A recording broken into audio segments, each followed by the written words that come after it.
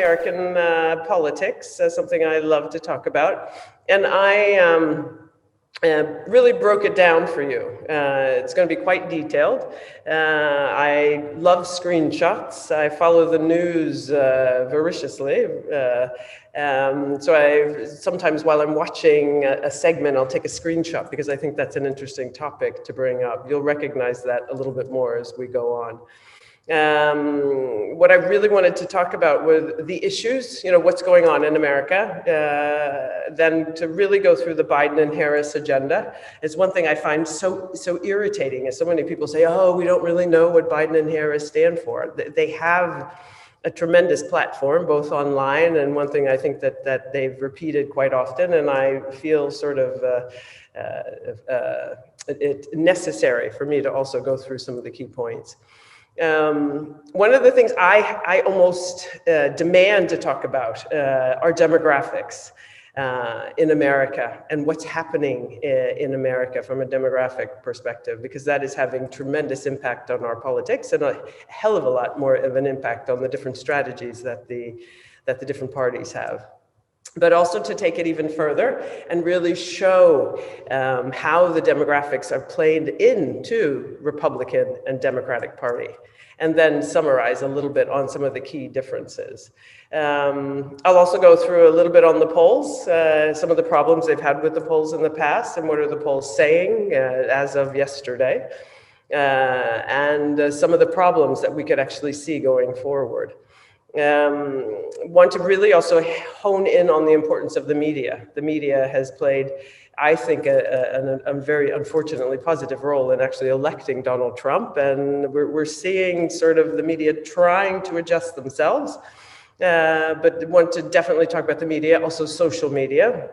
And probably one thing that is very predominant in American politics right now are the different political movements and how that's sort of moving both the polls and the parties.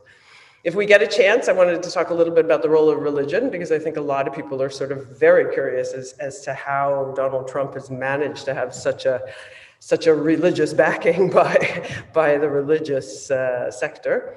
And also spend a little bit of time on what happens after the election. I have to admit, I just sort of cut and pasted the process, and I think what happens after November 3rd is something we're all going to be even better versed on November 4th next week. So are we ready? Please ask the questions as we go along. I usually like to be a little bit in your face and make sure I can walk around and talk to people and really engage in a dialogue. But if we do this on Zoom, it's up to you to write your questions, okay? In English or in Norwegian. But let's talk about the issues. The issues in this election is first and foremost Corona. As of now, I think there's about 230,000 Americans that have died. We have the highest infection rates. I think there were 60,000 2 days ago. We also have an administration that claims they've done so much, but we still don't really have a national strategy.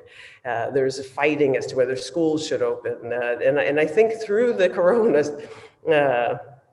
pandemic, we've also really understood a little bit more about how America works, yeah? Because it's really not the president that can say and legislate what happens in each state. It's the governors. So suddenly this pandemic is turned into a battle between red states and blue states, into a president that is pretended like it isn't there. And one thing that the voters, for all of the different polling, really are standing behind.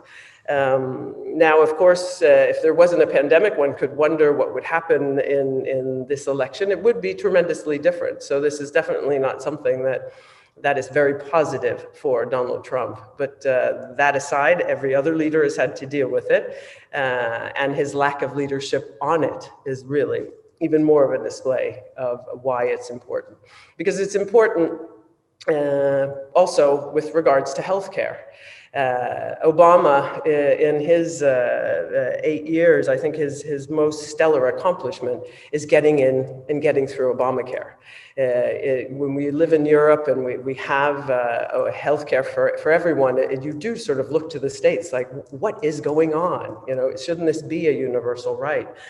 One could wonder whether the Republicans want to reverse the current Obamacare because it has Obama on it, or if there's other ulterior motives. But also in light of a pandemic, obviously continuing and having affordable healthcare is important to all Americans. Also, we have the economy. Obviously, thanks to the pandemic, we've had tremendous downfall in GDP. We had a rise yesterday, which is, of course, positive. Not exactly to where we were before. Here is one thing that was very positive under the 4 years for Donald Trump, and that the trajectory continued to be positive. With regards to economic growth. I have to say that, let's not forget who sort of built the foundation there. That was definitely Obama. But Trump's policies, by giving tremendous tax cuts to corporations and people at the top, helped to burst that economy. But what is quite frustrating for us Democrats is that the economy and the 401ks that he's always out there talking about that are increasing, not exponentially, but quite substantially, really only affect the chosen few and maybe 20% of the population. If you have a job at Starbucks or any other type of job, you don't have a 401k. You're not invested in the stock market. So it's quite a frustration for us that people aren't able to sort of extract, yes, it's a booming economy, but isn't an economy that's working for me. The last one is Black Lives Matter. Slavery has been in the United States, or it started 400 years ago, through Jim Crow laws and through really a racial reckoning to some degree that we've gone through as a nation really hasn't impacted change in a large degree. And I think it has been amazing to see the reaction to Black Lives Matter, and also amazing to see that it seems like for the first time after the death of George Floyd on May 25th, that we might really have some profound systemic change and strategies.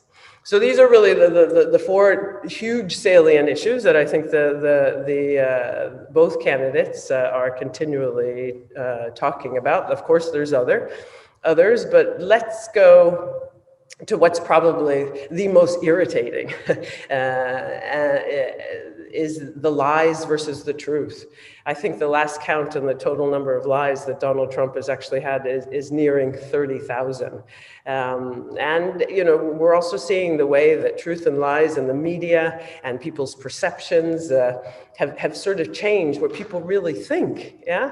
And it's actually almost amazing if we think that the truth-telling is going to be, is on the political agenda. But unfortunately, with the president that we have, truth and lies and värdighet and empathy are something that are also on the ballot. Let's talk about what Biden and Harris. These are the two candidates that I actually said would be the Democratic candidates last year. So this is like the first time I'm actually correct. One of my reasons for selecting Joe Biden, and yes, he's older, but he has an enormous strength of experience. Obviously working with Obama and being responsible for building the economy back after we inherited a recession. He also has a demeanor that I think is in stark contrast to Donald Trump, but his experience in American politics and foreign politics, I think is really what this nation needs. And electing Kamala Harris is probably the smartest thing one could do. She's exceptionally experienced, being a district attorney from the largest state, California, also being a senator, also have been in the presidential race herself. The day after her candidacy was announced, I think we had a record raising in donations to the Democratic Party of almost 250 million. So I feel strong that this is a winning couple. I shouldn't say couple, pair or candidates. Couple, that was kind of cute. This is hard when I can't see that you guys are actually laughing with me. The main priority, I think, on the Biden and Harris agenda is really having a national strategy to attack COVID. I'm not going to go into all the details, but it is a stark difference from the sort of haphazard strategy that Trump has had, because without getting control of COVID, we really can't be in to actually make investments to build the economy back. But there's 4 planks to the agenda: build back better. One is clean energy, tremendous commitment to investments in green energy. The next one is also in caregiving. I think if there's one group in the United States that have been so affected by COVID, it's been families. If you have a mom and a dad and you have 2 kids that are either in pre-K or they're in school and the school is closed, you are suddenly either having quite a bit of a chaos at home or you're having to find other solutions. But in the States, there is no such thing as kontantstøtte. There is also no such thing as arbeidsmiljøloven. So there's very few protections for workers, for families, and also for children to get access to good pre-K care. Made all in America. This is actually a little bit new in the way that the Democrats are very much supporting that. But I think COVID has shown us that it is exceptionally important that we also bring back production into the states, and especially into the distressed rural Rust Belt and southern areas. Sort of the traditional old coal manufacturing that really needs to find viable, sustainable alternatives. And as I said, really addressing the racial wealth gap and improving race relations. Racial discrimination is definitely rampant in the United States and systemic, and it will require a systemic solution. So that was really a little bit on what are the issues, where do we stand on the Democratic side? What are the planks in the Biden-Harris agenda? And now I want to sort of try to give a bigger picture view on what's going on in America. And sorry for the circles there, but there's really a change coming, as we say. I think this is a change that we've seen and has been discussed, that really almost started the diversity boom in the early 2000s, where businesses were suddenly seeing that their customers were more diverse. They had to interact with more suppliers that were diverse. And we had sort of this global awakening. EU popped into our state of being. But the demographic shift in America has now also been proven to be a truth that we can see, and a truth that researchers are also showing, that by 2050, the minorities in America will be more than 50% than the whites in America.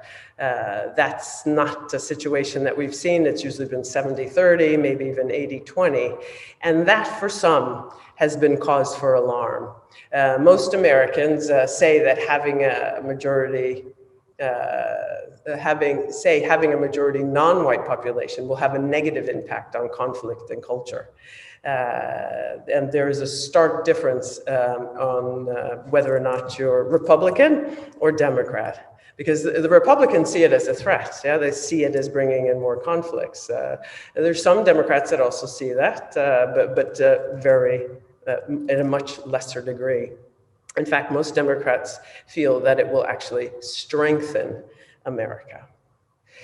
This is my favorite slide to show. I do a lot of talks with kids, and I think this really will give you a better understanding of where we are and where the challenges in the party level, because the last slide was really talking about America in general. So if you look in the middle first, you see, and this is from 2020. Does this work when I use this peker, Andreas, or am I just No, we can't see where. Okay, because I'm feeling like I'm really cool, but all right, then I shall put it down. But if you look in the middle of the screen, and I just want to move this little box. Now we can see it. Okay, if you look at the middle of the screen first, this is sort of a breakdown of the demographics in the United States, and this is quite recent. And this shows first, if we look at religion, where are we in an aggregate? Yeah, mainly Protestant, followed by Catholic, and then actually unaffiliated, which is this portion here.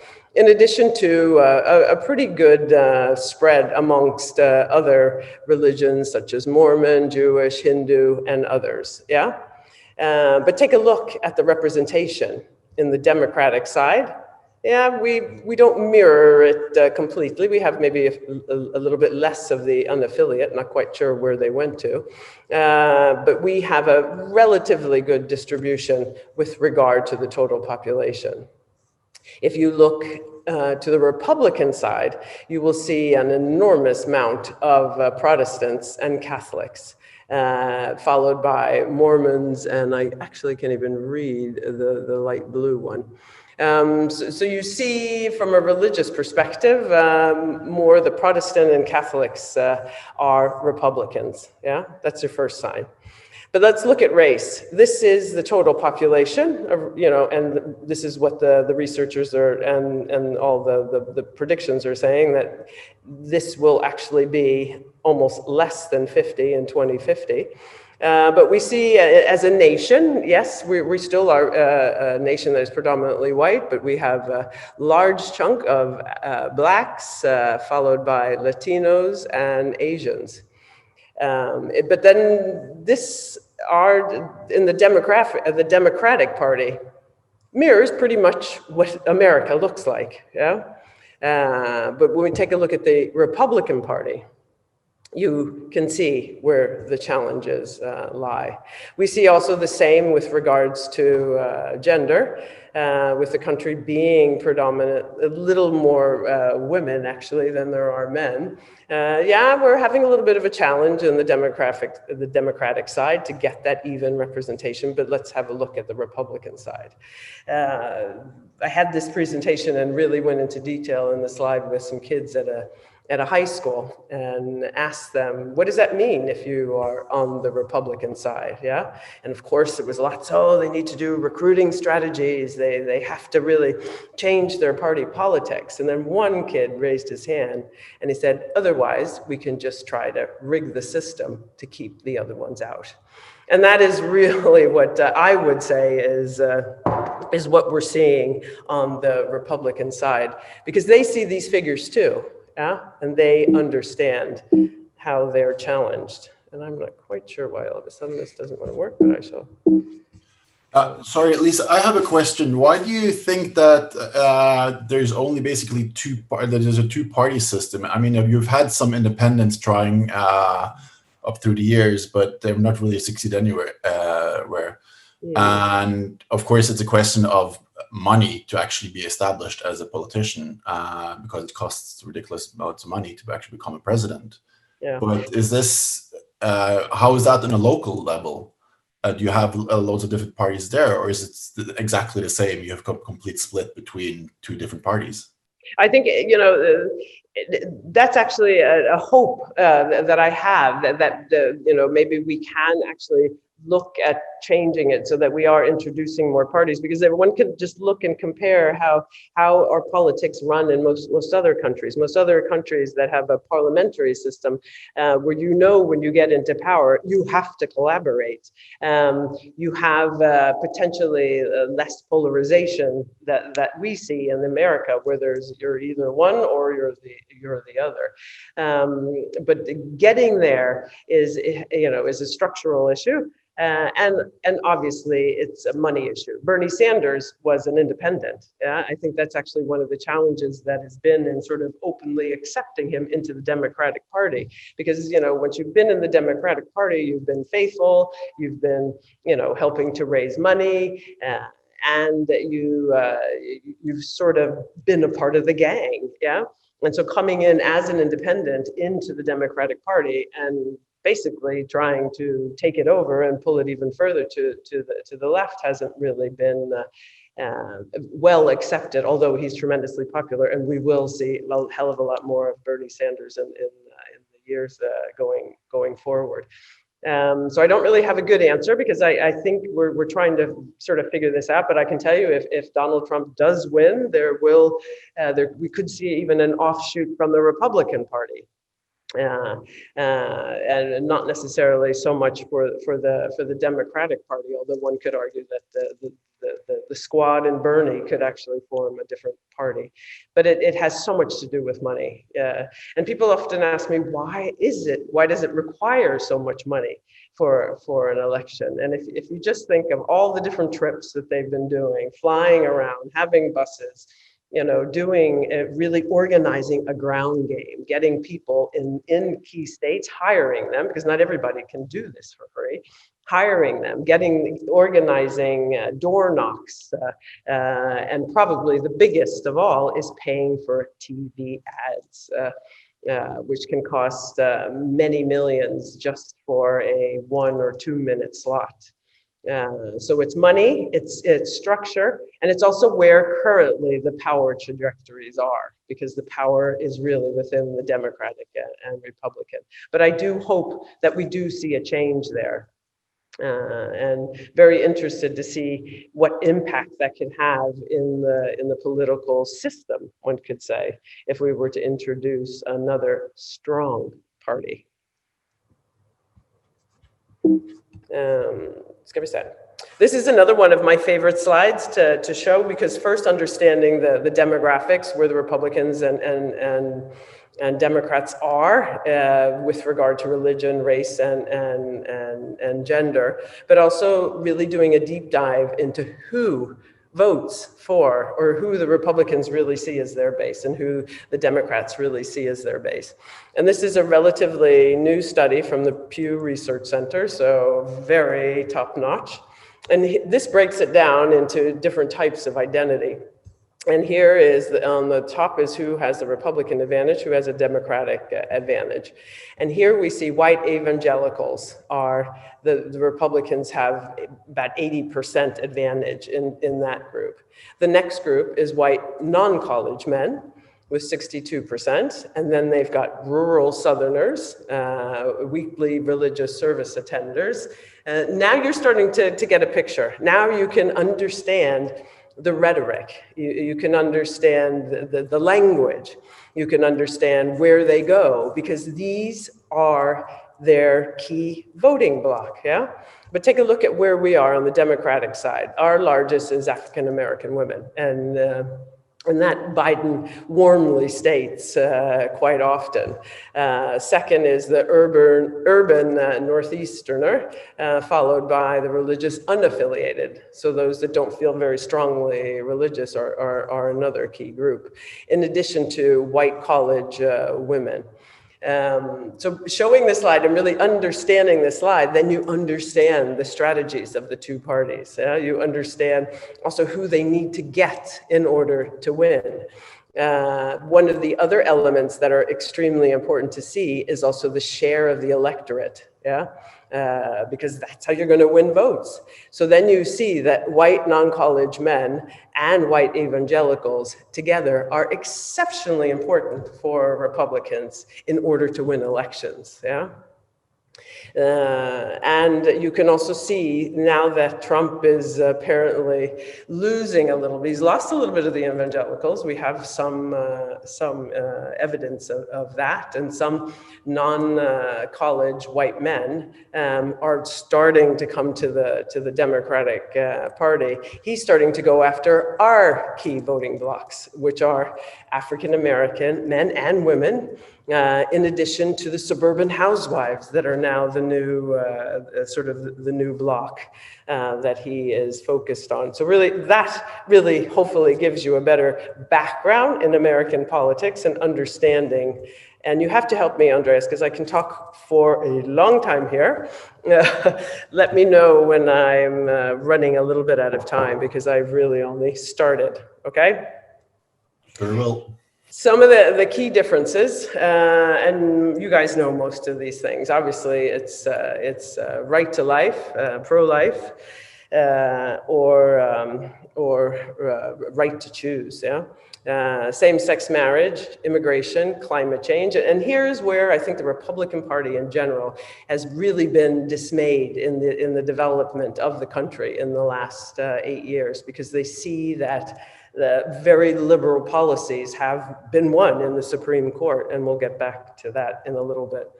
But also it's Medicare and Medicaid, and I think number 6 is really the key for Republicans. They really have not liked regulations out into the industry for corporations, and they don't want a big government, so therefore they don't want Medicare, they don't want health care. They feel much more should be up to the corporations and the individuals. But at the same time, they're very against workers' rights. They're much more for corporations, whereas Democrats are much more, have much better policies to protect workers, as they should, because there is no Arbeidsmiljølov in America. And there's actually even looked down upon if you even try to join a union. Racial inequality, I think also once you understand the demographic base of both the country and the Democratic Party, you see why that is very important for Democrats and much less of a concern for Republicans. International interventions, one thing is war. I don't think anybody at this stage really wants war, although there are hawkish strategies out there, but it's also being in the international arena, being in the Paris Agreement, being active in NATO, being actually viewed as a diplomatic partner in a lot of other international organizations. I threw in the last one, diversity within the parties in addition, because I've been looking online for a picture of all the Democrats versus all the Republicans that are actually in Congress, because I think you'd see it visually, and that's probably why they won't ever take those pictures, because within the Democratic Party, the percentage of women, African Americans, we have our first Muslim, the age category, it's even to handicapped. It's absolutely amazing, the diversity within the party, as opposed to the Republicans that have one black senator from South Carolina, and maybe 2 or 3 women who are all white and over 50. I find that an amazing strength. I mean, that's also another topic that I preach about all the time. Because we have that diversity, we're able to sort of see the problem from a lot of different complex areas. Sorry, I hope you can't see all my SMSs that are flying in there.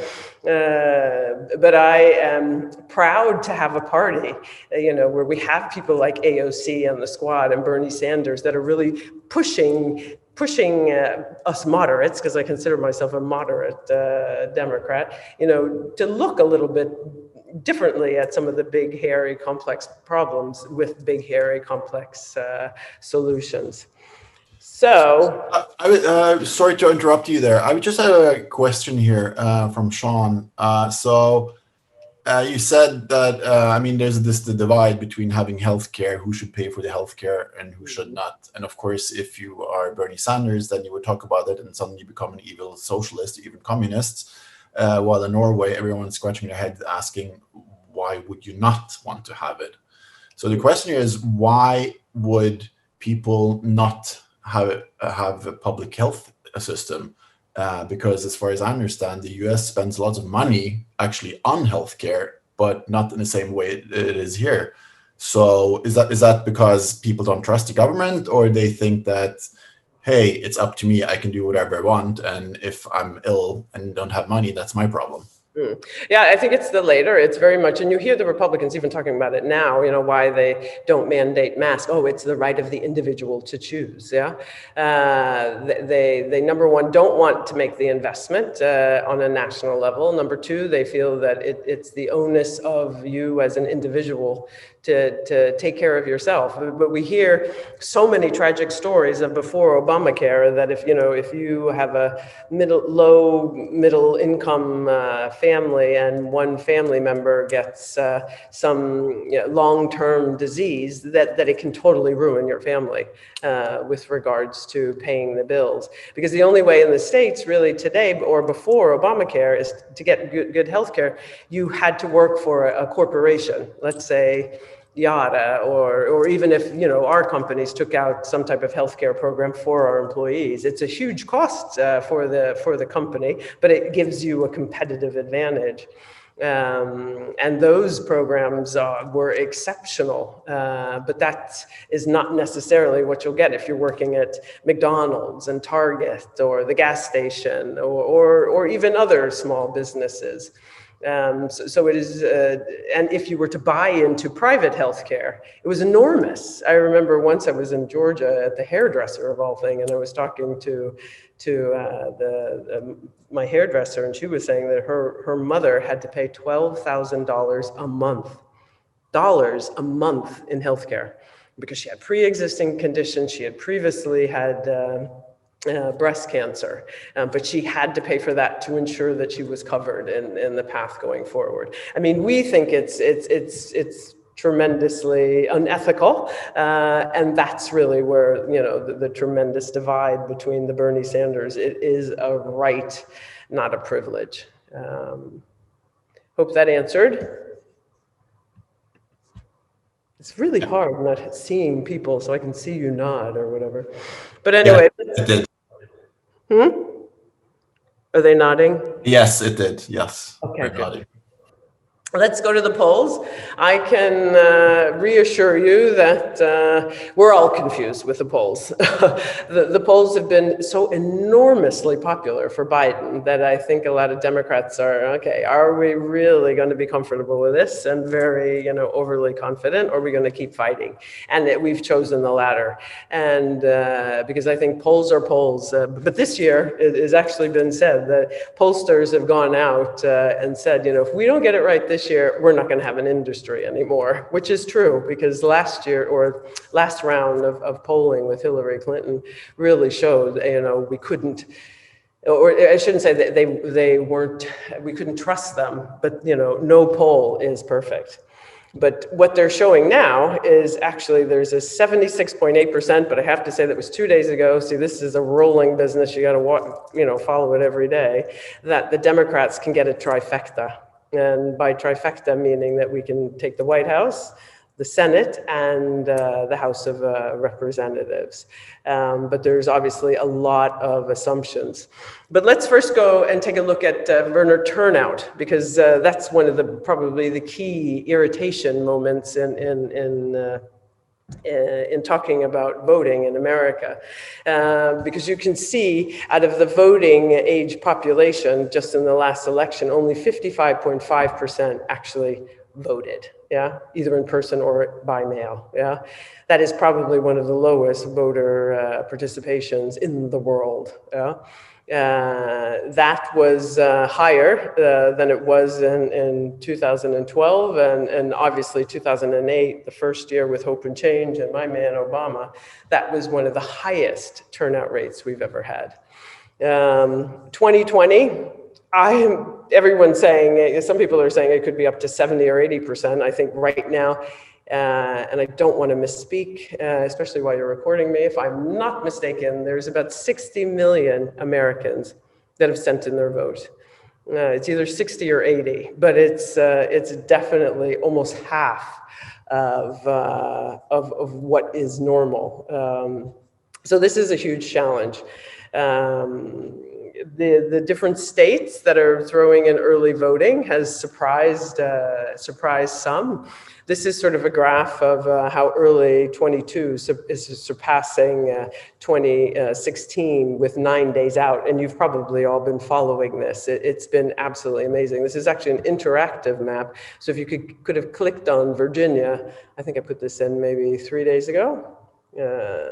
Wednesday, it would say that early voting is 656% higher than it was in 2016.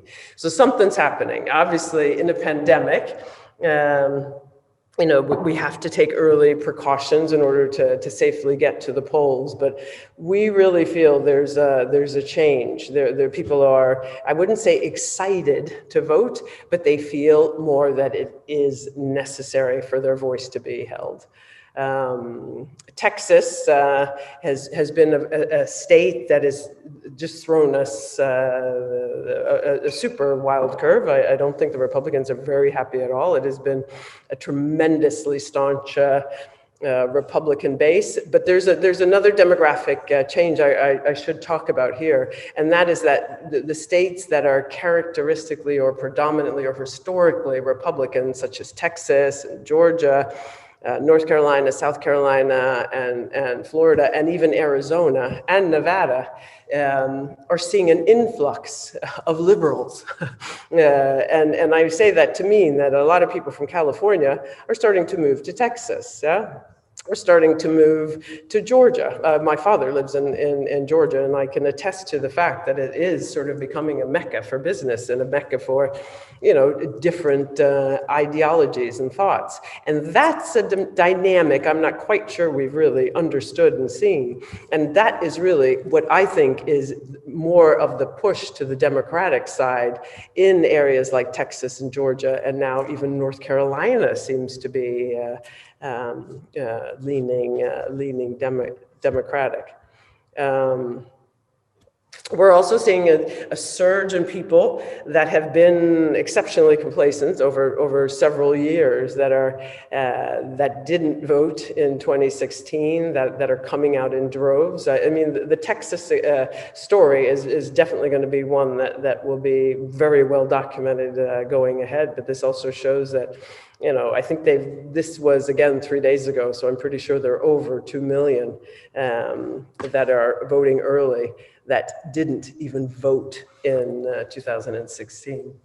But so given the demographics, given also the total population, the understanding that Hillary Clinton got, over 3 million more votes than Donald Trump, so from a popular vote standpoint, the country is more democratic in thought. A large number of states are having some not so fun challenges in the courts. Yeah, the Republican Party is actually, rather than ensuring everybody is able to vote, is trying to do exactly the opposite. I could go into a long song and dance about voter suppression from the Republican Party, because the Republicans are even taped officially saying that if we give everyone a chance to vote, we'll never win an election. Yeah, because they understand the demographics. But it's so disheartening to see the absolutely amazing number of cases that the Republicans are now throwing into the court system to do tricks. And this is just in Wisconsin, where the Supreme Court has just rejected a request to extend their deadline for counting ballots. Because now the thing is, if you put your ballot in the mail and it's received after the 3rd, but postmarked before, is it counted? I mean, for me, it almost doesn't make any sense. Of course, if it's post-dated before, it should be counted. But this is being wildly contested. I'm just sorry to interrupt you, Lisa. I have a question regarding this, because for me it just seems kind of absurd that, I do understand that one party would like to win, because of course if you win you have power. But for me it seems rather absurd that the way to win is to stop or hinder people from voting. So basically you're kind of like destroying democracy, because I am not popular, so I will stop you from actually being able to vote. So is there any movement on the Republican side that people think that democracy is more important than us actually having the power? Or is it just like, it doesn't matter, because as long as we have the power, we can do whatever we want? Because by the end of the day, the politics is just actually getting power. That's wishful thinking to think that Republicans are concerned about this. Democrats are concerned about it in droves. And it's also disconcerting to see that even the Supreme Court has not always voted in favor of the voters. That sometimes, and I guess the Supreme Court in their theoretical background are looking at, let's give the states the opportunity to make the decisions. But even when it is escalated up to the Supreme Court, they don't always side on the side of the voters. Now, it's a huge frustration. When we're thinking of democracy, you should make it easy for everyone to vote. And this is something that I think in this election year is the first time. I've been talking about voter suppression since 2008, and people are like, what's she talking about? And now they understand. Now they understand how and why. Yeah, because I think the Republicans are very used to having a systemic approach. That's why they've been very clever in getting Republicans elected as governor, as attorney generals, as the people that are actually overseeing votes and elections, and can actually make laws to either make it more difficult or easier. Yeah, and once they're in power in the local state level, it's quite hard to make a difference. So it's so nice that the world is seeing this and understanding. And who knows, we'll see whether or not we are able to make some structural changes. Why we don't have a national voting strategy, for which states can have different ways they vote, is something that's beyond me, because right now every state has a different way of voting. You'll have a different ballot. You might have a different deadline. Some of them you can fax them in, you can email them in, you have to postmark it, you have to give have somebody co-sign it. It's ridiculous how each state has its own process on something that is so important and of national importance. We're talking a little bit about Wisconsin, and here's a little bit of the backdrop.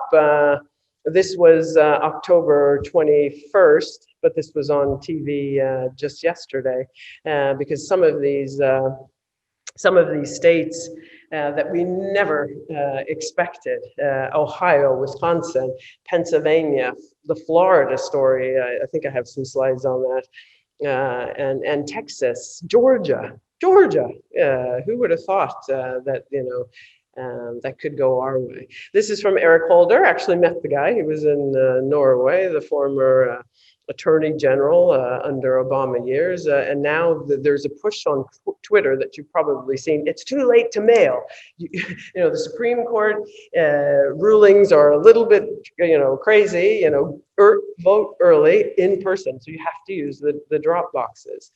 But, it's crazy. We've never seen, really the need for us to police our own systems. Yeah.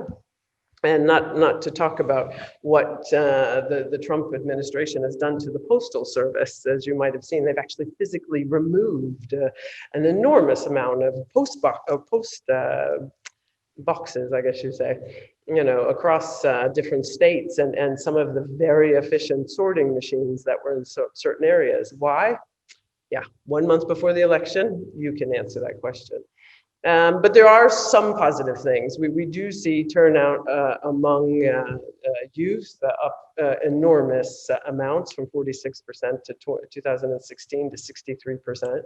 And African Americans are more than 6 times likely to vote this year than last time.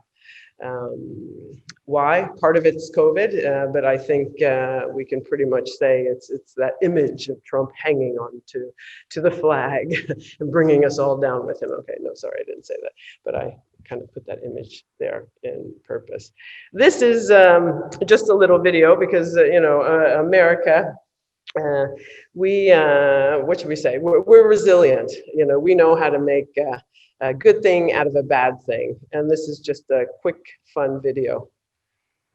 Back in Philly this weekend, we got one other amazing scene that got a bunch of national attention. I mean, voters showed us that while the 6 feet distance is needed for social distancing because of COVID, 6 feet is also apparently, scientifically speaking, it's the exact amount of space you need to properly perform the cha-cha slide.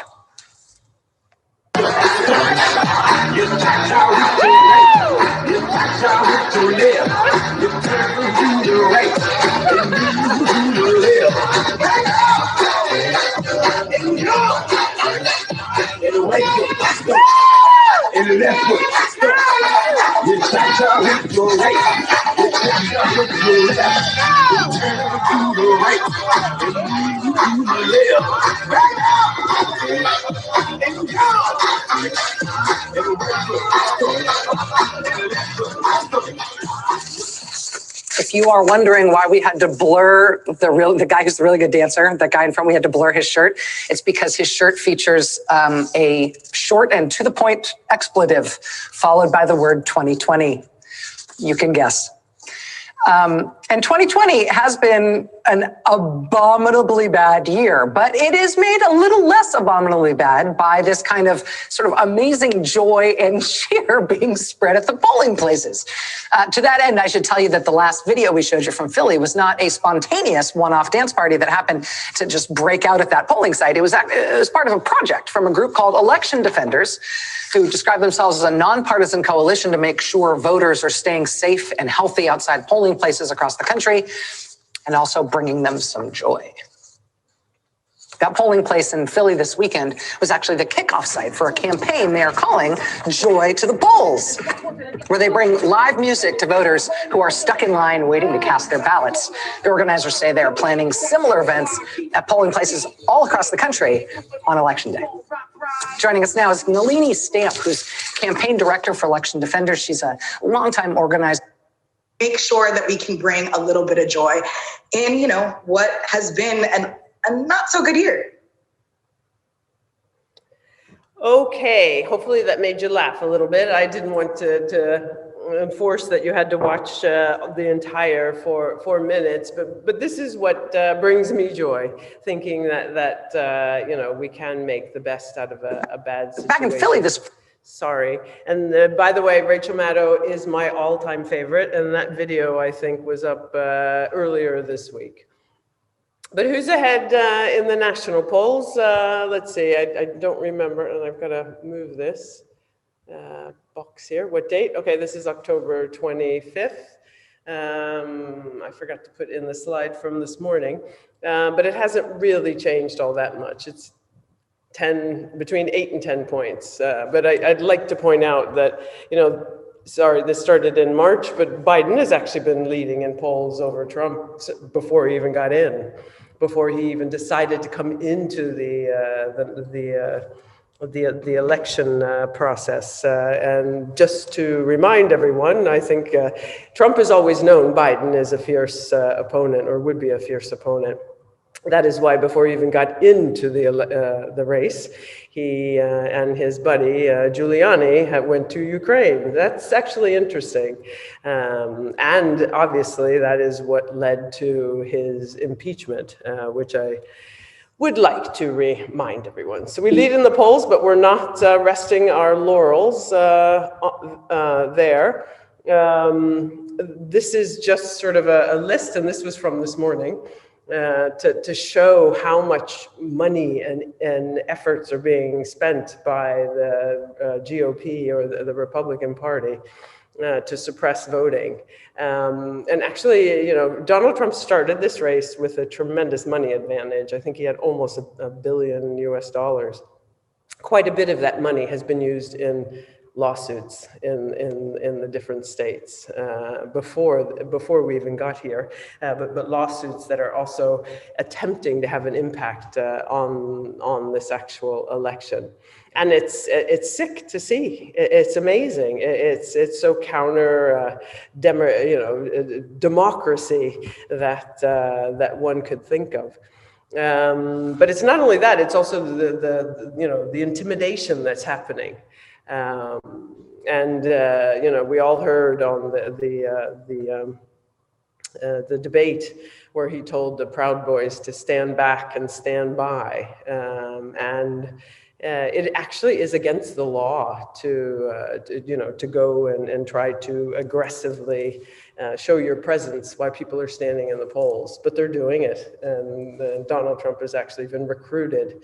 A gang, I can't remember their names, that are actually, unfortunately, attempting to sabotage and scare voters.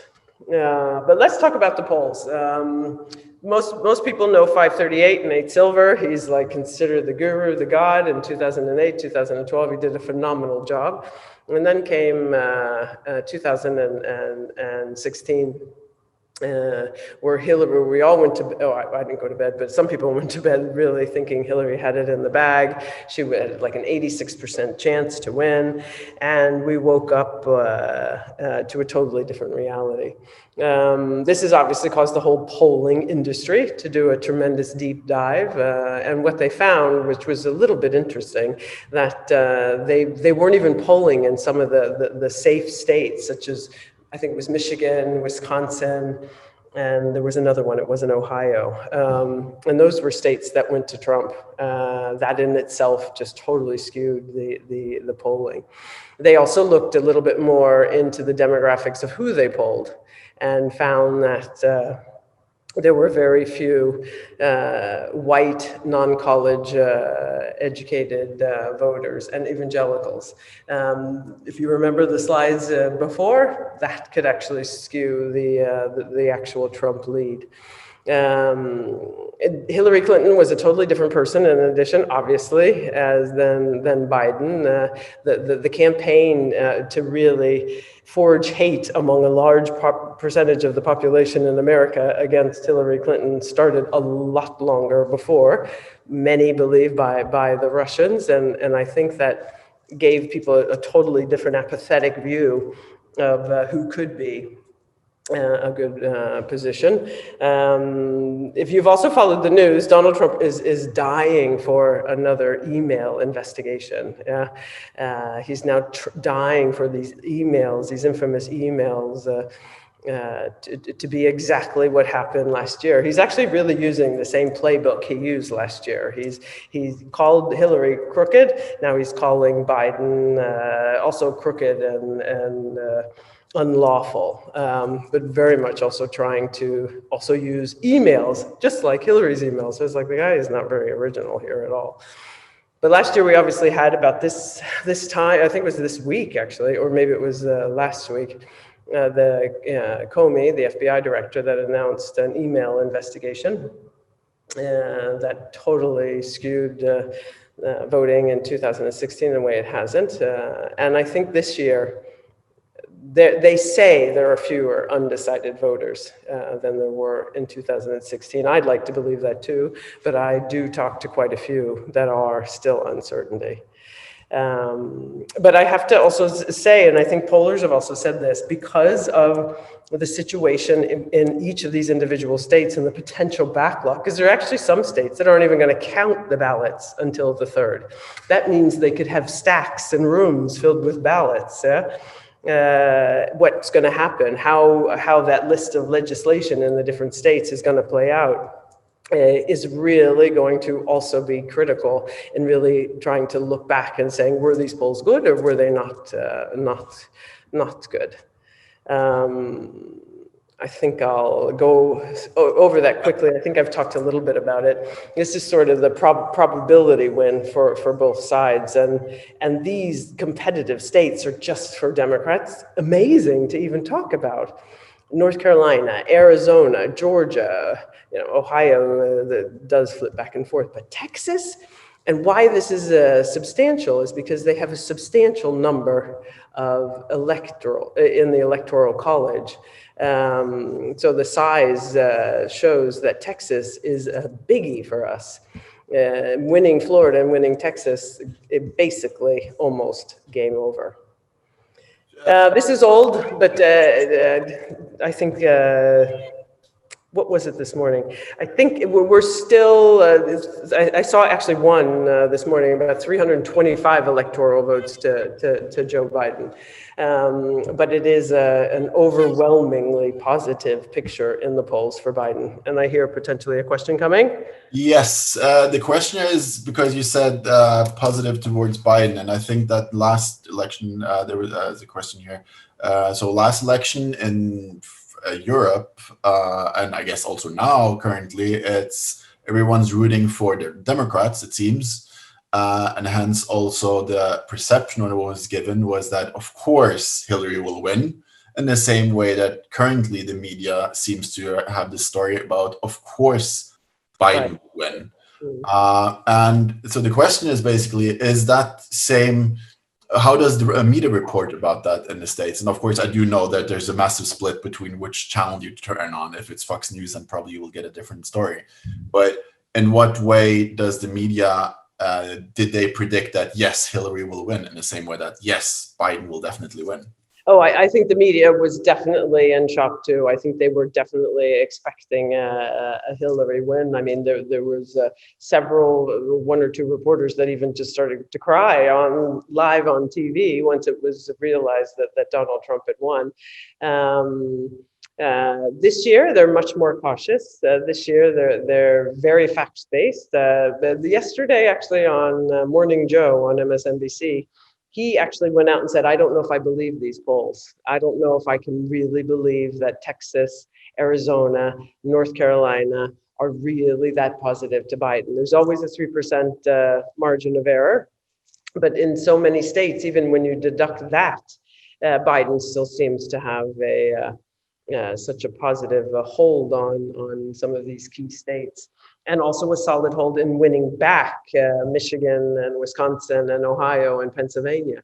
So they're much more reserved, the media, I would say, the mainstream media. And I mean, Fox News is just, polls don't matter. Or Donald Trump even lies outright and says, I'm leading in all the polls, which is like, show me one. So they're much more reserved and just hoping some of the key pollsters like 538 and I can't really remember the names of some of the other ones, really know what they're talking about. But if you go to 538.com, they also, I don't want to say, they're almost a little bit on the defense this year. There's lots of good articles on why they got the polls right this time. Yeah. And what they've done to correct from the errors of 2012. So, and even great podcasts you can listen to and graphs beyond belief. So this is really something they take seriously, because polling is so essential to really running a lot of political campaigns, not only nationally, but also locally, because it's through polling that they make pretty critical decisions on what their constituents want. Yeah. So if the polling industry sort of is discredited, it'll be sort of interesting to see what sort of tools that one then goes to in order to really assess, where the greater population is. Let's go into social media. So it's a fun segue, I guess one could say. Fox News is a tremendous irritant, I think, for many liberals and Democrats. It's comical. But at the same time, it is important that we do have not only one view out there on the world and way of looking at sort of the good and the bad and the ugly and what's going on in politics. Fox News is obviously, as everyone knows, in the last 4 years of Donald Trump, align themselves probably closer to the presidency than we've ever seen before. That's both on the Democratic and Republican side. It was actually Nixon who stated during his impeachment, that impeachment process, if I only had a TV station where I could, promote my, conservative views, maybe I wouldn't be in this situation. So it's actually funny that now Fox is the one that is also aligned with an impeached president, but Nixon didn't get impeached. But anyway, the lies that are perpetuated here, the gross, I think, the way that they portray what's really going on in America is a sad story of America. And I think it's also sad because they have tremendous ratings, yeah? And they have a tremendous ability to really shift public opinion. And I just wanted to bring up some slides that really show how much of an influence, as they say, The Fox News mindset is on the Fox News Republicans on some key points. And here is the country headed in the right direction. And this was by the Washington Post that printed this from a research institute. So it's pretty sound. And we could see that those Fox News Republicans are just overtly positive on the president, more than I would, in general, Republicans, and obviously Democrats. And if we go issue to issue to issue, it's just amazing how they support the rhetoric of the president. Not confident in security of email voting. Yeah, they heard that message. Trump has encouraged white supremacy. Absolutely not, even though we've seen time after time. Don't want to go into it too much because it's actually quite depressing. But if we go over to social media, it's been quite interesting, sort of how social media through Facebook, Twitter, TikTok, and even now Google, suddenly been hit with an antitrust lawsuit, has come even more into the forefront. I mean, I was so disappointed that Facebook didn't do more in the last election cycle, to really prevent the outright lies. Now they've got good policies, and it seems to be that they're doing even more. And then they end up having to go to a Senate hearing because they took down conservative, some conservative talking points. So here is an interesting and important, I think, vehicle. I mean, I've been on Twitter now since 2014. And just recently, I would say, and maybe in the last 2 months, started to follow a little bit more. And man, it is a cesspool out there. It is so negative. I mean, Facebook I find very positive and lots of rosy stories. Yeah, you can argue with a little bit of the other side, but Twitter is filled with vile descriptions and stories that sometimes are true, sometimes aren't really true, and it reaches the masses. This has had a tremendous influence in this election, and at the same rate as last year. That was social media. Let's talk about movements. Let's not forget, and this was one thing I was very active with in helping for the Women's March here in Norway. That huge march of women with the pussy hats that marched, I think the week after, or was it the day after, that Donald Trump was brought into office. The follow-up with the Me Too movement has been amazing, and that has gotten quite a bit of political attention, and if nothing else, it's really helped mobilize women. Black Lives Matter, I talked about that, but I don't know if you guys know, but in America, the response to Black Lives Matter has been amazing. Corporations have put out statements. That's low level, or that's sort of a low threshold response, but they've done more than that. They've started to put billions of dollars into the Black community. They've started to put billions of dollars into training, into programs with quotas to increase the number of African Americans in leadership positions. Brands are disappearing. Aunt Jemima's gone, and Uncle Ben's is gone. It's the first time one movement has caused such a triple down ripple effect, with Norwegian English can get me. And I think this movement is now totally legitimized, except by Donald Trump, and is really one that a very good example of, you can see how a movement can bring change, and how a movement has also made it into one of the key policy initiatives for a party. The death of Ruth Bader Ginsburg actually was so sad in the sense, I think that, she probably was trying her best to hold out until after the election to prevent what has happened with Amy Coney Barrett, which is by all means a disaster for democracy, and a tremendous hypocrisy by the Republican Party. But that also sparked a new movement. So on election night, there's women that will be wearing pearls in honor of Ruth Bader Ginsburg, as I will too. And her death and I was going to say the indictment of Amy Coney Barrett, but the voting of Amy Coney Barrett will have detrimental effects on women's health rights, women's health care, the right to abortion.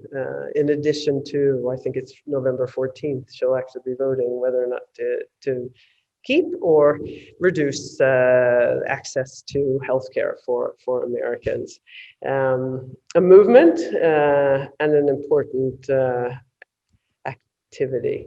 Let's talk about the Proud Boys. I have to admit, in dialogue with Andreas, he said you guys thought it was interesting. I don't really know enough about them, but in the research that I did, I see that it was actually founded just ahead of the 2016 election, which I thought was interesting.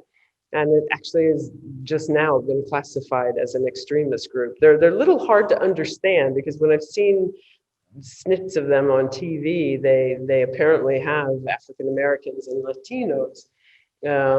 But what seems to be sort of their mantra is using the guns, is being threatening. And they have to actually take an oath that they're a proud Western chauvinist and refuse to apologize for creating the modern world. Bloody devil is that. But they're obviously against feminism, gender equality, obviously diversity, and incorporate white genocide and conspiracy theory and an obvious pro-gun stance. There's a lot of talk about white supremacy. I find that extremely scary. It's been listed as one of the key threats in America. I don't know if you guys know that, but apparently this is deemed as a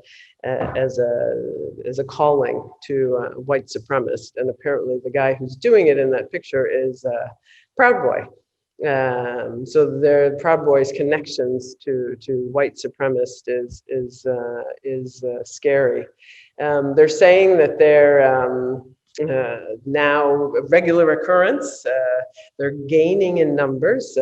How well organized they are, I wasn't really able to find out, but apparently I've seen the leader is either from New York or Florida, or he goes back and forth. And this is what scares me, is that after the election, the infighting or the fighting in the streets, because what's going to happen is Florida, we're going to know Florida probably by the morning of the 4th, if something doesn't happen.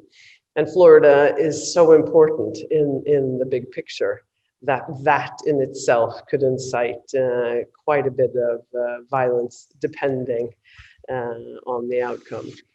But what is so fun, and which I know you guys know, is how a movement can be a potential movement with the Proud Boys, and how some clever people on Twitter decided to sort of take over the Proud Boy hashtag.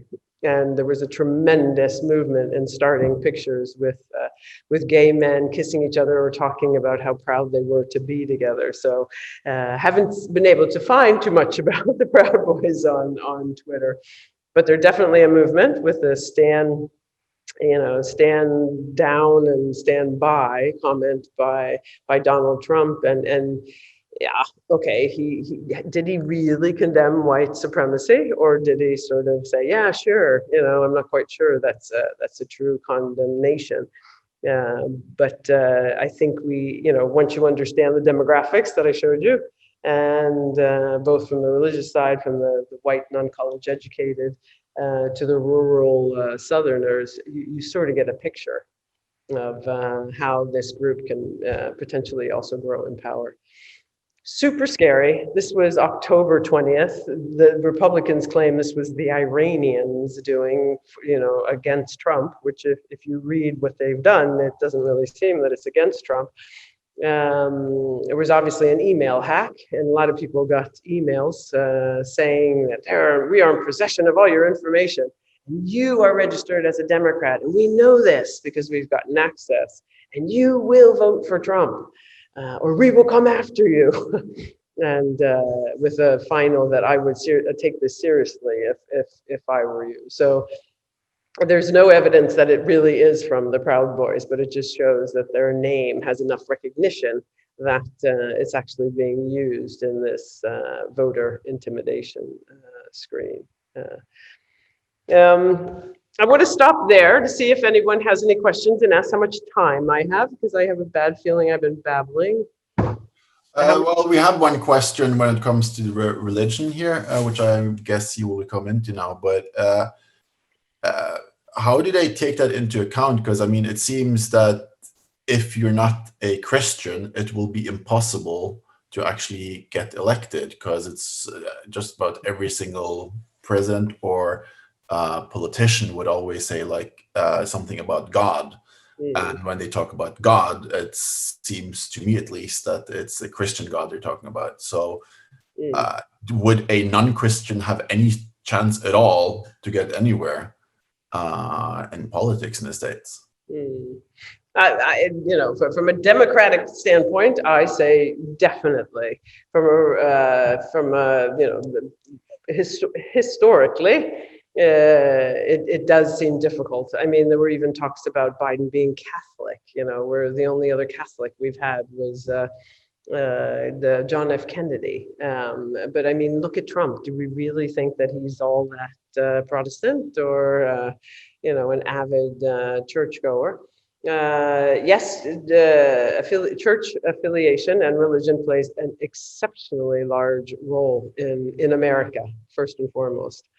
I can't remember the percentage, but I would say there's at least over 50% of Americans belong to their local church, and they are active. Being part of your church is a part of your network. It's part of your family.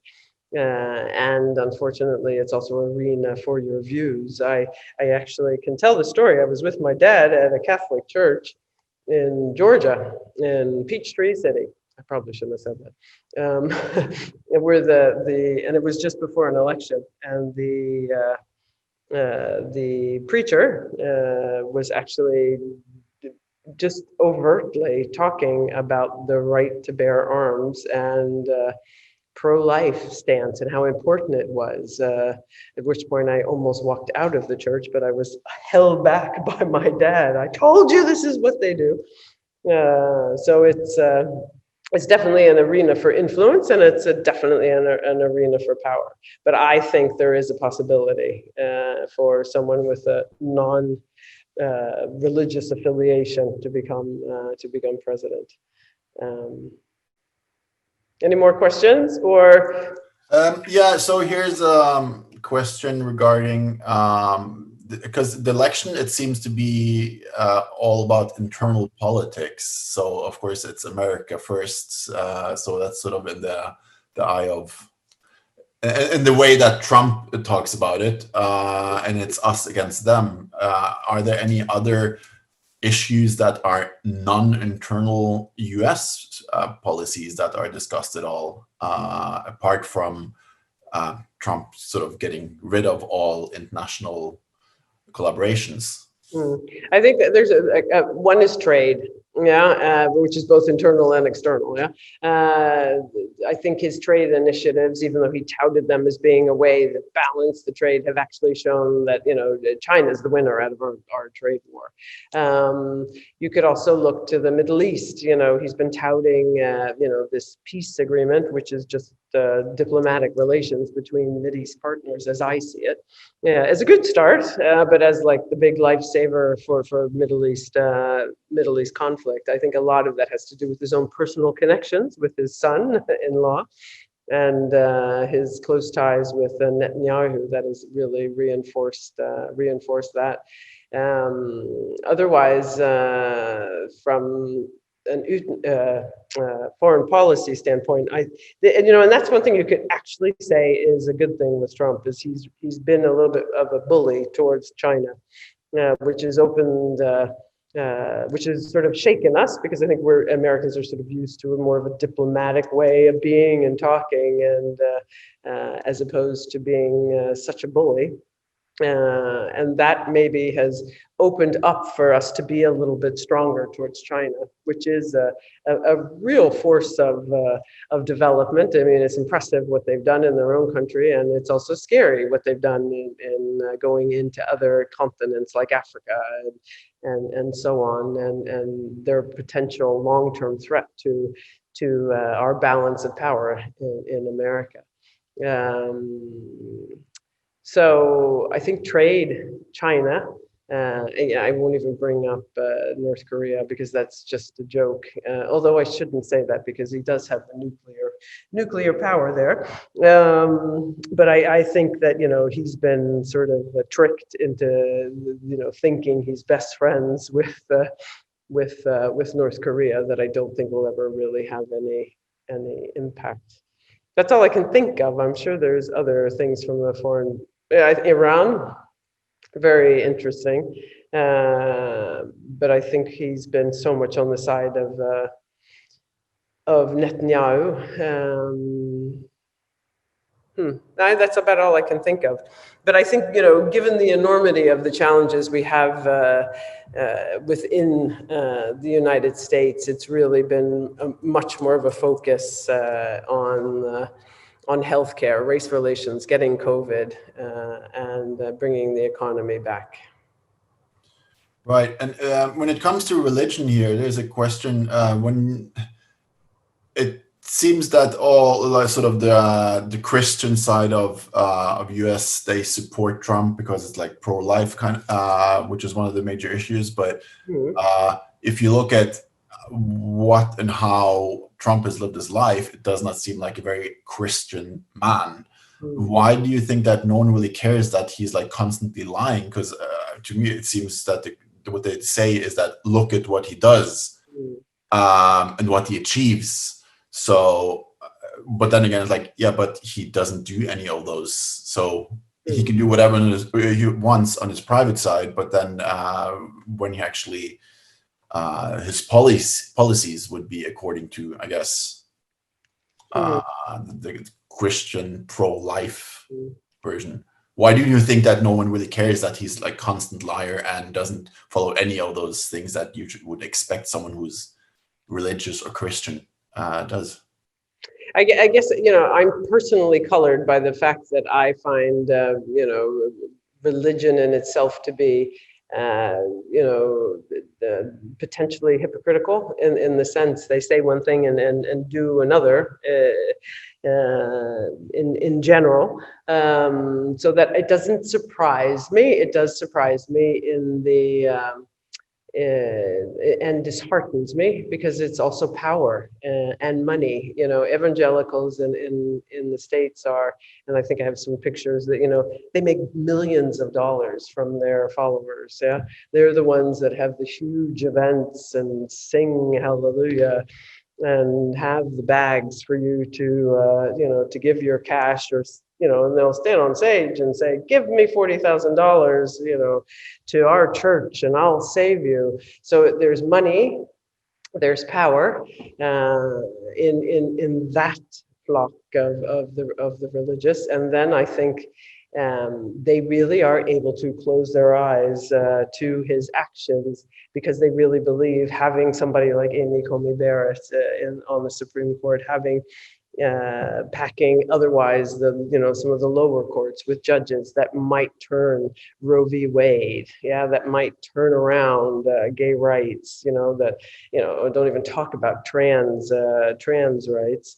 So that they become very focused on their their key agenda points, as opposed to some of the shenanigans that Donald Trump knows this, so he plays with them, and it's written about quite extensively in the newspapers. But some faith leaders are coming back to the Democrats. Huge endorsement. As you can see, a change from 2016 when 80% of white evangelicals backed Trump. So there is a bit of a change. It would be interesting to see the Amy Coney Barrett effect, because it wasn't only because he wanted to for the election. He also, it wasn't only the election in the bigger sense, it was also to appease this group before the election. But one thing that I thought was the coolest thing, I'm Catholic, and when the Pope refused to meet with Pompeo, who's the Secretary of State, a few weeks ago, because we knew Pompeo was going to try to use this as a backdrop, to really gain support for those religious leaders. And the Pope basically said, "I'm not going to meet with you because I don't want to be used in the political jockeying of position." Huge embarrassment for Pompeo. Of course, they said, "Oh, well, he wasn't able to then, but we're going to meet later."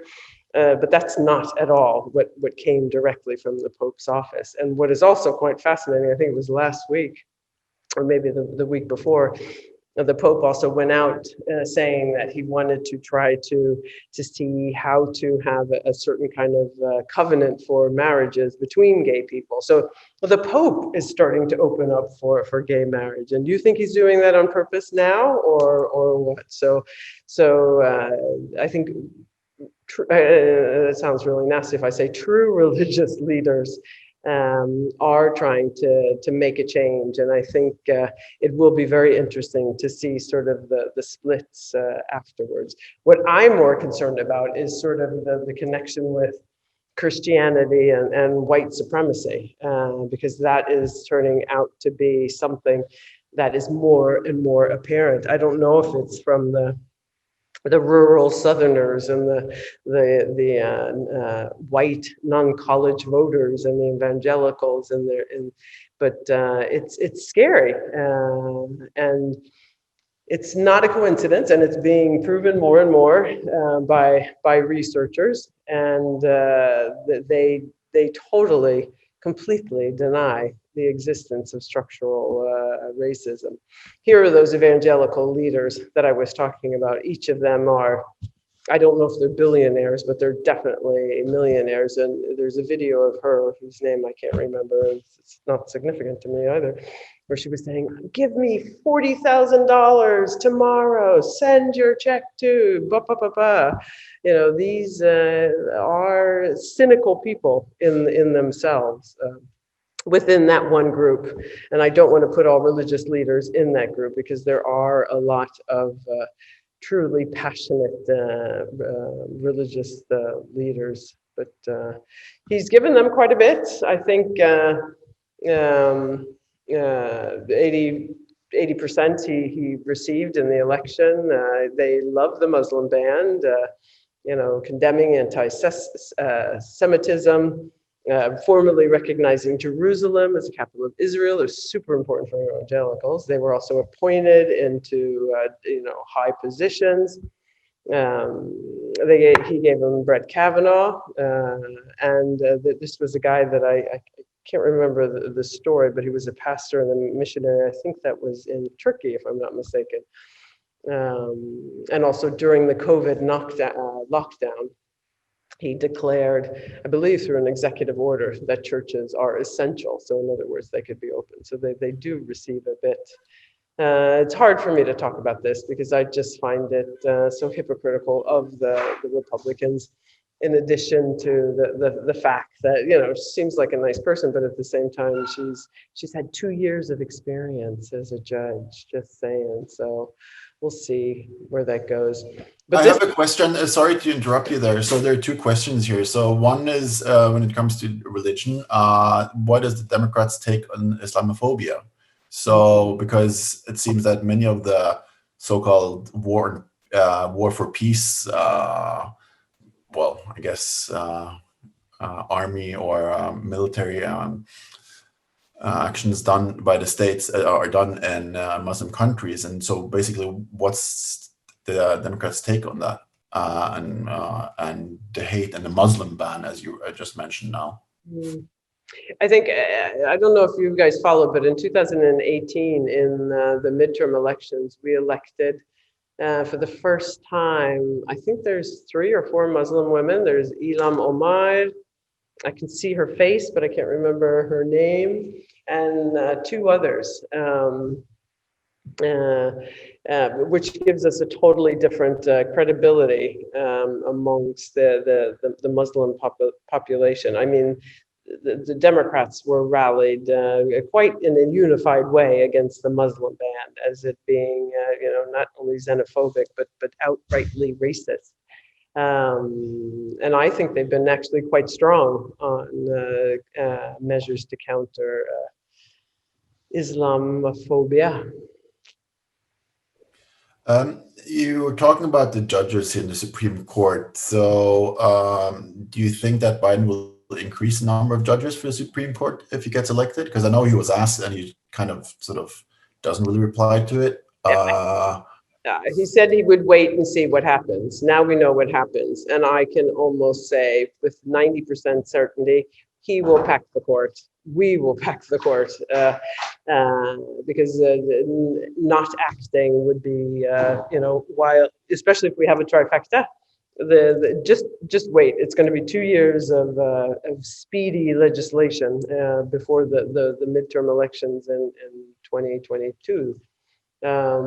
I think we'll pack the Supreme Court. I think we'll add, and when I say that, it sounds like we'll be doing something illegal. It is not illegal. The number of judges in the Supreme Court has gone up from 11, 12, and down to, I think, 6 was it's his right to do it.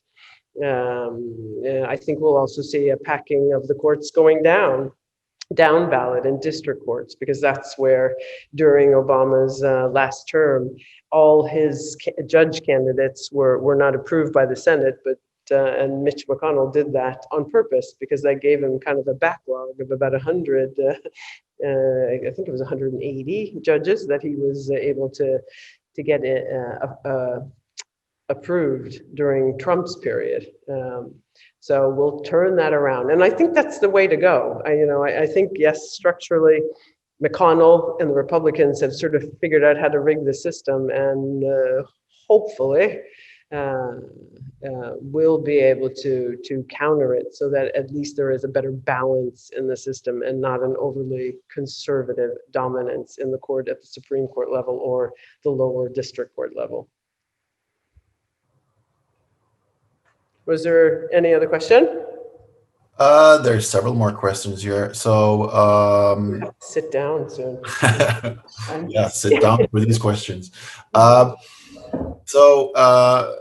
Why do certain states have more electoral votes than others? So what's the key factors for those massive differences in the numbers? I hate the electoral college questions because I'm not really very well versed. I think it was really based to balance out population variances, but I'm not so technical, and I'm just amazed at how much the confusion there is on the electoral college, and there's a big dialogue as to whether we'll keep it, because it obviously has its challenges and imbalances.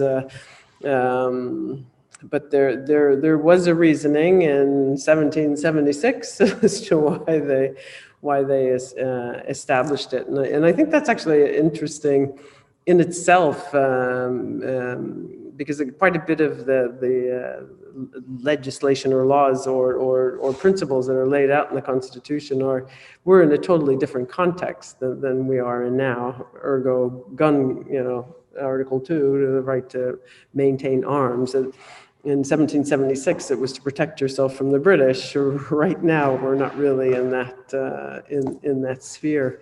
So it's very interesting, but that was a nice way to sort of cut around, because I don't know enough about it myself. As much as I've read, I get totally confused. So there is a question sort of this in a way that's kind of like a follow-up of that when it comes to gerrymandering. So for those who don't know, gerrymandering is basically that, and correct me if I'm wrong, if I explain it wrongly, that the party that wins the election can decide where the borders are and what the different electoral colleges, so the areas where you can get votes, and they will use these areas. So they would have a sort of let's put all people in a certain demographics in one area. So we gather all the votes, and then we will put some of them in some other region, because then they will kind of be watered out. So what's your thought on it?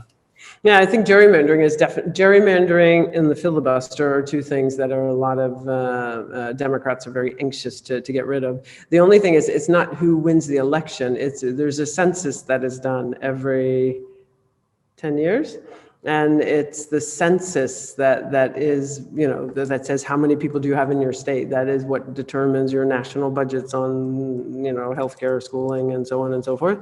But it's also with the census that then, after that, then the local attorney generals and state officials there's another key person in the state actually start to draw the line, and they're able to do that not every year, but after the census is drawn.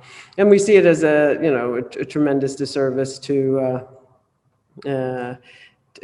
really assessing the true voting block. Yeah, if you're able to take one district or carve out one district just to ensure an advantage on the Republican or the Democratic side.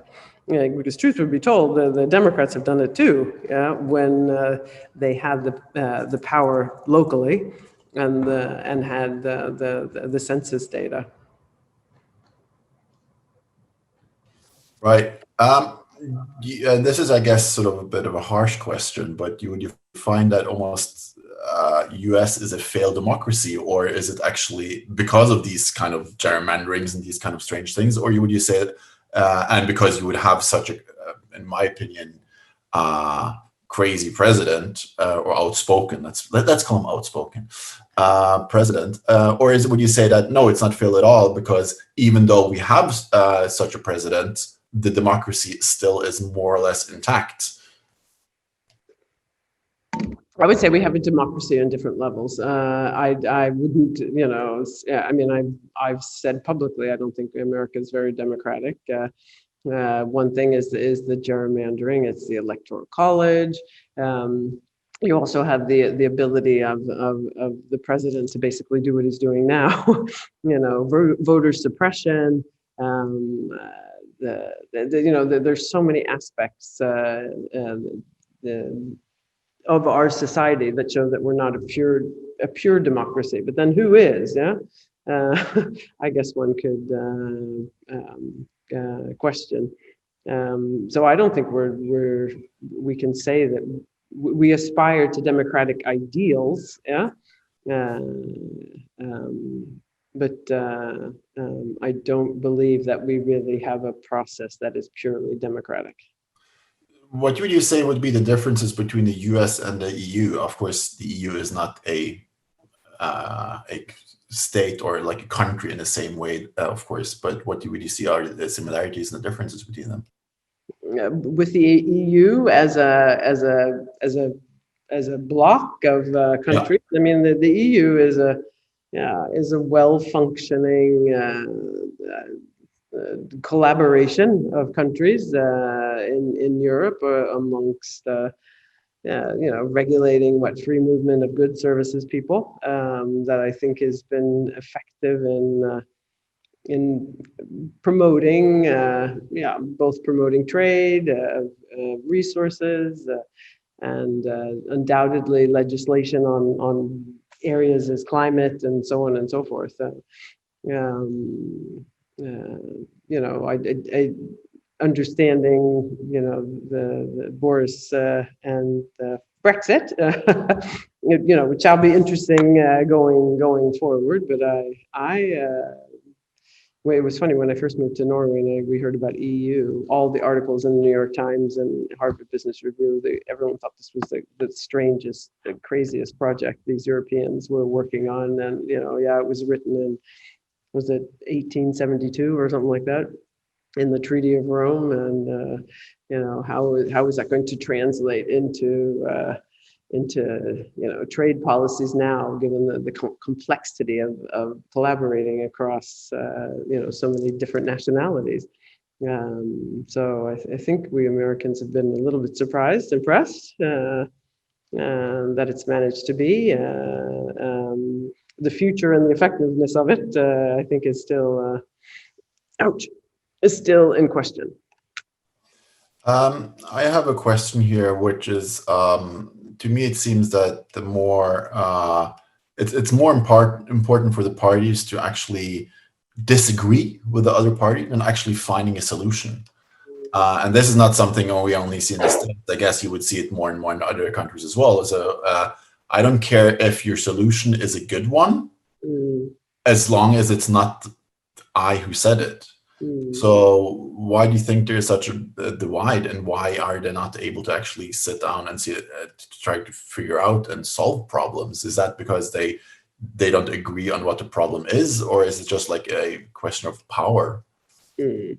I think, first with the two-party system, and maybe they tried to use that to squeeze, a black-white sort of divide within policymaking and decision-making. I think, we have had administrations that have worked wonderfully, over the aisle, as we say, on policies with good representation, and where the discourse hasn't been as polarized as it is now. But, you see the demographics, you see kind of what's at stake. You see potentially also your party's ability to attract a larger base, and then it becomes a political jockeying for a position. But I've one thing that is encouraging, Biden is actually reportedly going over the aisle and talking to key Republicans to take central cabinet positions in his potential new organization, and that kind of stuff is a start, and I believe with Biden and with and Harris and us taking that trifecta, we can have a little structural nudge into a little bit less partisanship and polarization and more collaboration. Because I think they see, just look at Biden versus Trump. I mean, Trump came in and replaced everyone with his own people. In fact, he just did an executive order to basically reclassify a lot of civil servants as being political, so that he could remove who he wanted to.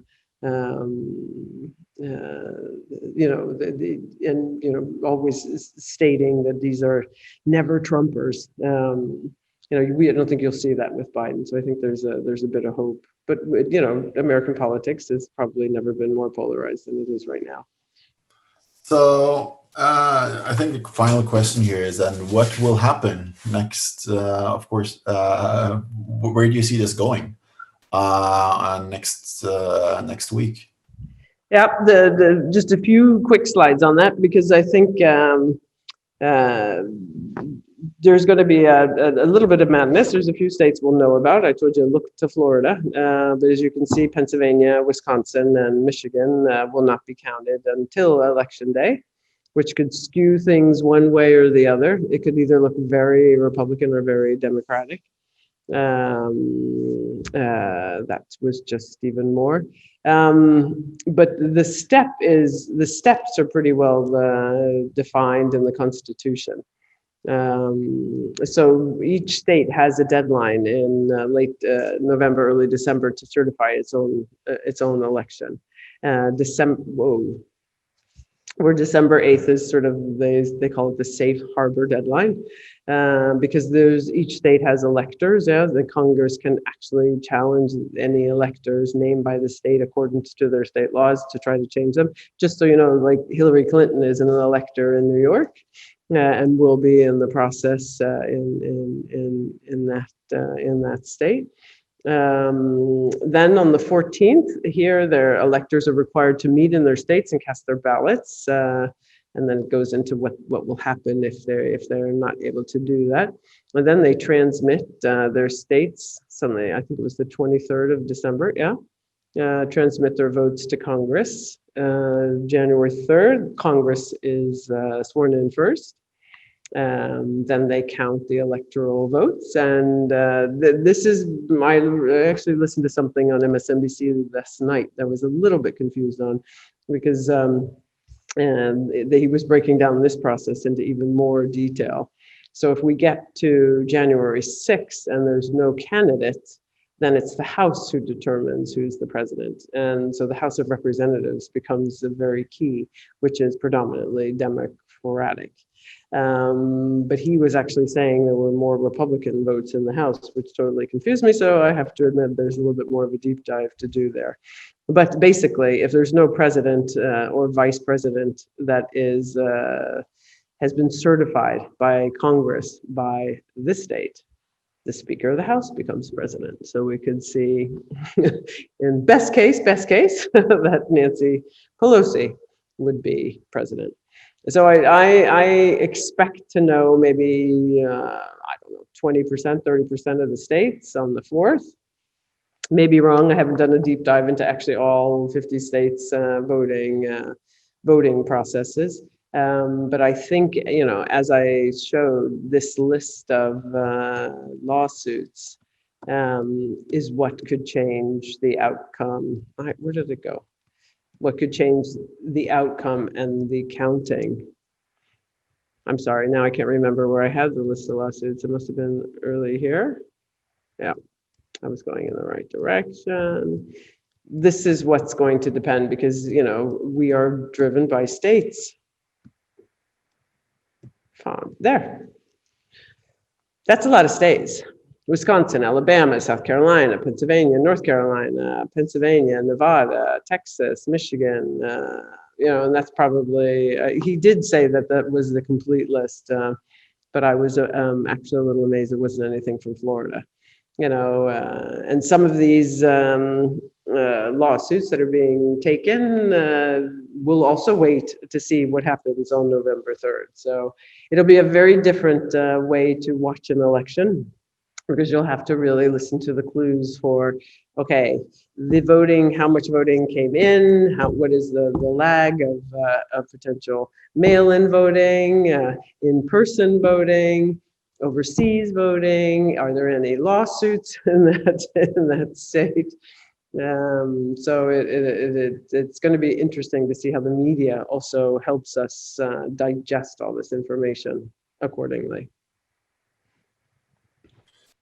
So thank you very much, Lisa, for enlightening us on the election in the States, and I wish you the best of luck.